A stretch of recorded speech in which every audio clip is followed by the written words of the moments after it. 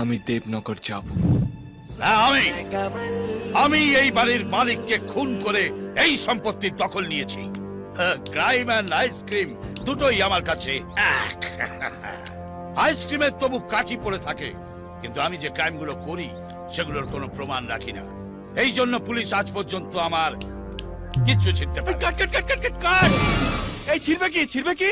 তোর মাথায় বালি সিমেন্ট ভরা আছে, কিছু মাথায় ঢোকে না। ওটা ছিড়তে নয় ওটা করতে।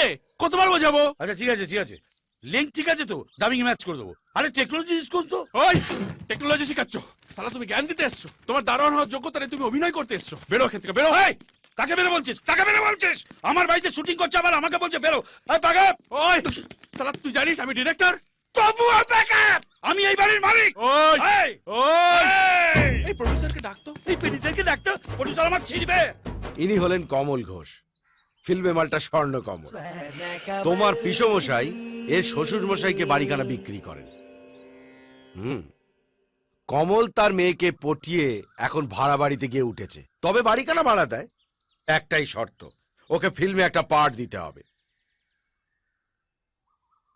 এই ফিল্মে মালটা অকাজে হলেও স্বর্ণকমল আমার কাছে সোনার তাল। আমি 57টা ছবিতে পাঠ করেছি, তার মধ্যে 50টা গেস্ট অ্যাপিয়ারেন্স।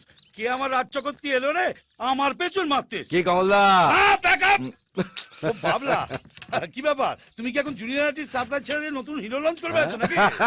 না না না, উনি আপনার বাড়িতে শুটিং করবেন, তাই কথা বলাতে নিয়ে এলাম। আচ্ছা, তো হিরোরাই কি এখন লোকেশন থেকে বেরোচ্ছে নাকি? ঠিক ধরেছে। কি? ইনি হিরো, আচ্ছা। ইনি প্রডিউসার, আচ্ছা। আবার ইনি কিন্তু ডিরেক্টর। বাবা, এইটুকু বয়সে এত দায়িত্ব কাঁধে নিয়ে ফেলেছো ভাই, এ তো স্পন্ডিলাইটিস হয়ে যাবে। ওসব থাক, কাজের কথাটা বলে নি। আর বিষয়টা কি বলতে হবে তো? এই বলো। আপনি প্রাক্তন এমএলএ দেবরাজ রায়কে চেনেন?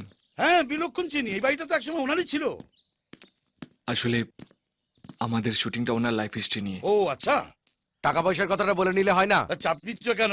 ফাঁকা হাতে এসেছি, ফাঁক বুঝে ঝেপে দেবো। কি হলো রে? কি হলো? কি ডায়লগ বললেন স্যার? ফাঁকা হাতে এসেছি, ফাঁক বুঝে ছেপে নেবো? এ বাবলা, এ তো জাতা টেস্ট। বলেছিলাম না? আমাদের খুব কাজে লাগবে। হ্যাঁ, এইবার দেখুন আপনাকে আমি কিভাবে কাজে লাগাই।